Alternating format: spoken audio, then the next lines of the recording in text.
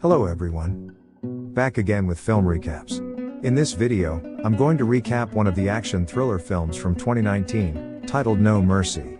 Before we get to the storyline, I'd like to wish everyone a happy and great day. Without further ado, let's get straight to the storyline.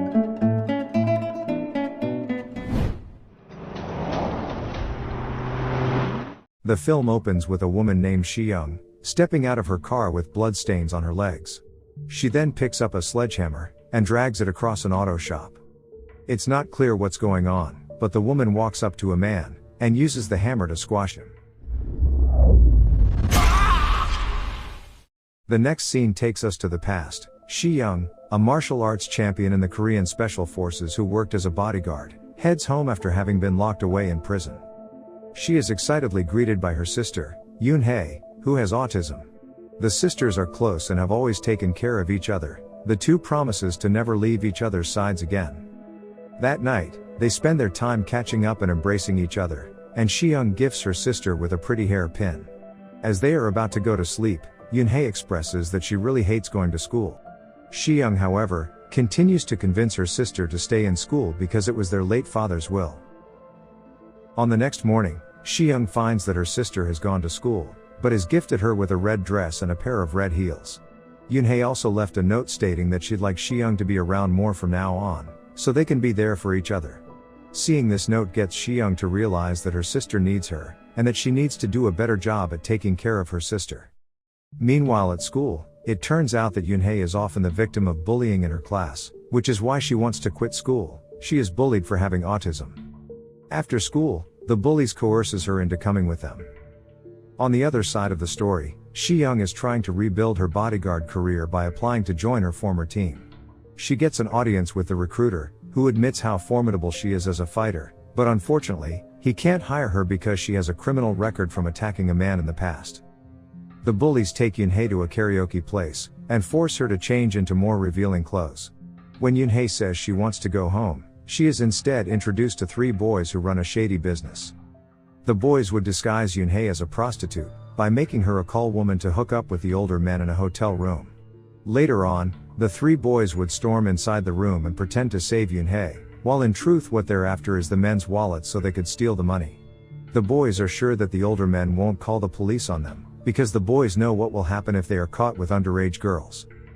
While this is happening, our main character, Shi-young, keeps trying to reach her sister's phone, but never gets an answer. Worried, Shi-young goes to the streets to fruitlessly search for her sister. To make it more concerning, Yoon-hae never returns home the following morning. Shi-young puts on the red dress and shoes that her sister gave her, and visits her sister's school. However, she couldn't find her sister anywhere. She even faces Yoon-hae's homeroom teacher and raises her concerns, but only gets told that it's normal for teenagers to go missing for a couple of days. As she's about to head home, one of Yoon-hae's classmates decides to reveal what happened to Yoon-hae out of concern. Here Shi-young gets shown a video wherein Yoon-hae gets her clothes forcibly taken off by the school bullies. The video infuriates her, so she goes to confront the school bullies in the karaoke place. She then beats the shit out of them and forces them to reveal where they've taken her sister. Based on the information from the bullies, Shi-young goes to see one of the boys, and proceeds to beat him up. After he's pinned down on the floor, he finally reveals that they don't have Yoon-hae anymore, because just recently when they were trying to pull one of their scams and storms inside the hotel room, they found a powerful gangster named Sang-man there. The gangster refused to let Yoon-hae go, and proceeded to scare the boys away, so the three left Yoon-hae just like that. The only lead they have now is the gangster's phone number from when he booked a hotel room with Yoon-hae. Shi-young repeatedly tries calling the number, but doesn't hear an answer. She also tries reporting this to the police, but they seem to quickly dismiss her by asking if her sister has just run away. Hearing how hard and time-consuming it is to prove that her sister was kidnapped makes her decide to take matters into her own hands. On the other side of town, Sang-man the gangster is on a meeting with a human trafficker, as he is trying to sell Yoon-hae for a wad of cash. During this transaction, Yoon-hae is locked in a room and is crying to be set free, but only gets a slap in the face by the trafficker's assistant. Shi-young is now on an active search for her sister, and goes to the address listed on the business card. She doesn't find Sang-man there, but she does meet a worker who does live there. She beats him up for information, and the man finally confesses and tells her the license plate number of Sang-man's car. After that, Shi-young leaves with the worker's car keys and a stun gun.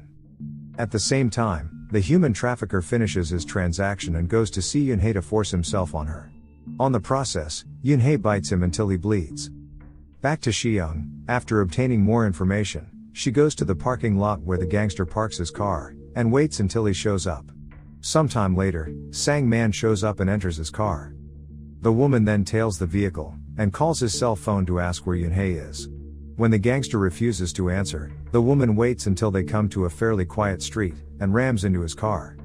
Up next, Shi-young steps out of the car and tases him until he passes out. When the man wakes up, he finds that he is tied around the neck, and Shi-young is forcing him to tell her where Yoon-hae is. In the end, Sang-man had no choice but to do what she asked and drive. The more that he refuses to answer, the more that she chokes him, causing him to lose control over his vehicle and crashes by the side of the road. Right after, the two proceed to attack each other in an epic brawl inside the car.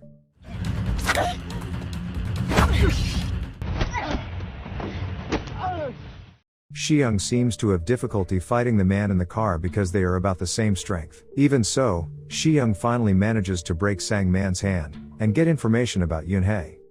Up next, she goes through his phone, and calls the human trafficker while pretending to be the gangster's assistant.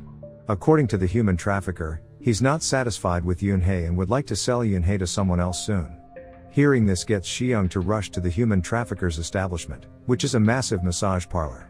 After seeing the receptionist wearing Yoon-hae's hairpin, she immediately attacks her, and demands an audience with the human trafficker. But unfortunately, the human trafficker has already sold Yoon-hae to someone else, infuriating Shi-young and prompting her to attack. The two proceed to fight, and the woman shows him what she can do. The human trafficker moves to stab her in the gut, but luckily misses. The two end up scuffling on the ground. She chokes him with her thighs until he gives up, and reveals who he sold Yoon-hae to. Here the assistant reveals that Yoon-hae had called her home before being taken away. But because no one picks up, Yoon-hae finally calls someone else in a mini-market to get help. However, they decide to sold her to a client with the codename Lucky Supermarket, and a man in a suit came to pick her up. After getting the phone number of Lucky Supermarket, Shi-young immediately traces the location and rushes there. At the same time, Yoon-hae is inside the car, getting driven by a man in the suit, who henceforth we shall refer to as Suits.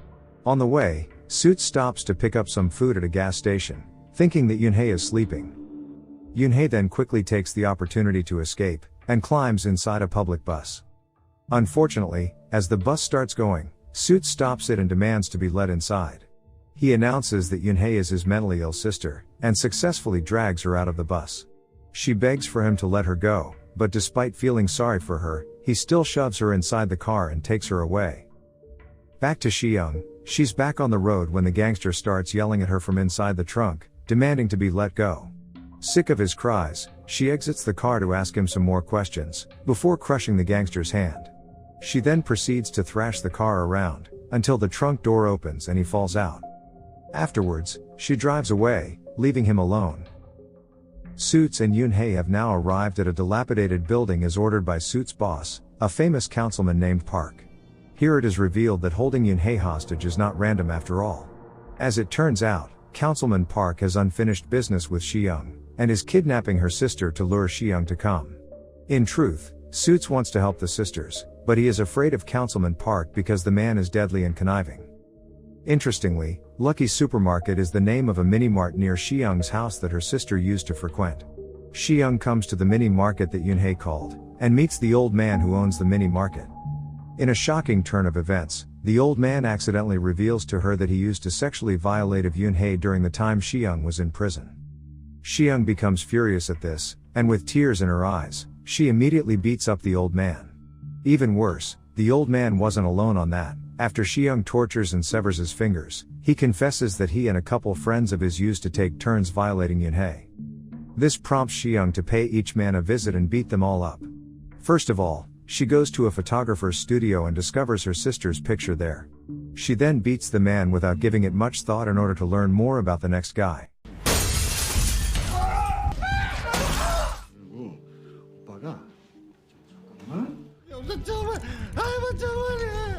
교회를 형님이 숙삭했대. 자, 좀. 쌍년이 죽을라. The photographer finally leads us to the opening scene, where Xiang goes to a workshop, and crushes the auto shop owner's arm with a sledgehammer. While in pain, the workshop owner finally tells her that the one who took Yunhei away right now was Park, the politician who had imprisoned Xiang.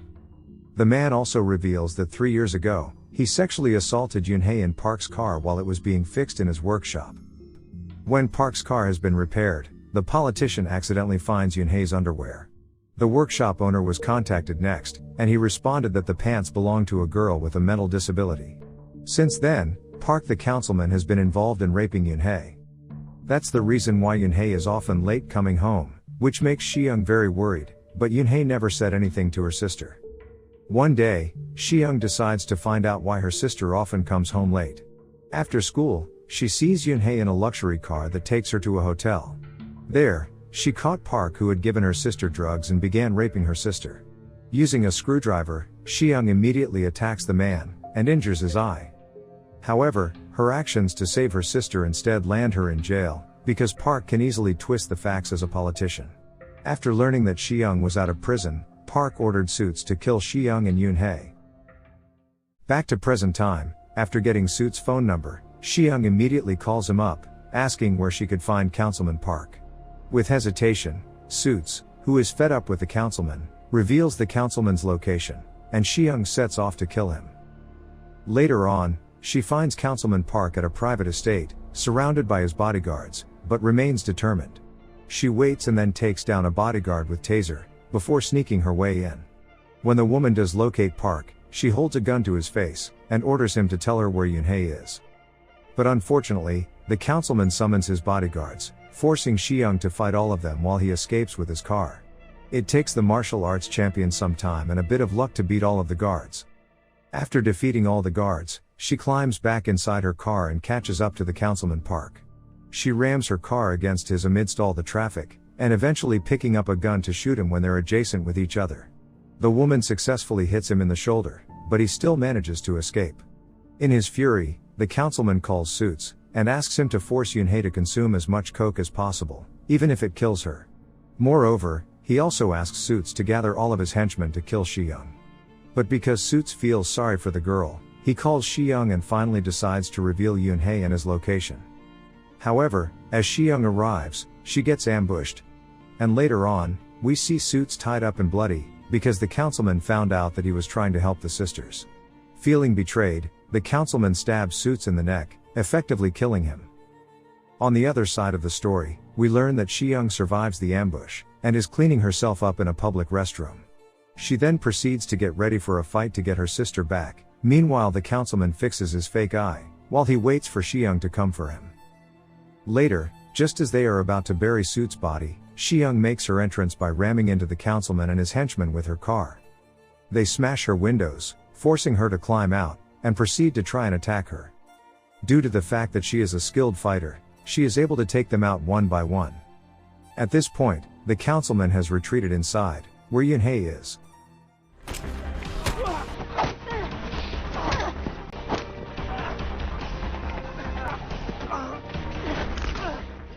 Xiang keeps up the fight with Park's henchmen, to the point where she is overpowered by them. Park proudly displays Yunhei by the window for her sister to see, while Xiang eventually grows exhausted and falls to the ground. One of the henchmen then drags Xiang up and prepares to slit her throat, but she snatches the knife away and returns to fighting them all. The gang appears to be too confident, which led to their defeat, and Xiang manages to walk away in victory. Beaten and bruised, she heads inside, and sees her sister barely conscious on the couch, right when the councilman attacks her from behind. He beats her, shoves her against the wall, and manages to stab her in the gut.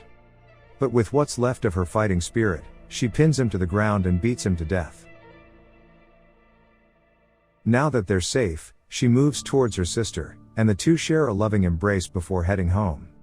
On the way, Xiang keeps on clutching her bloody gut, and tries to fight against the pain, because no matter what, she needs to get her sister home safe.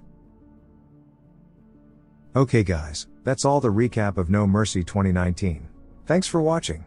See you again in the next video.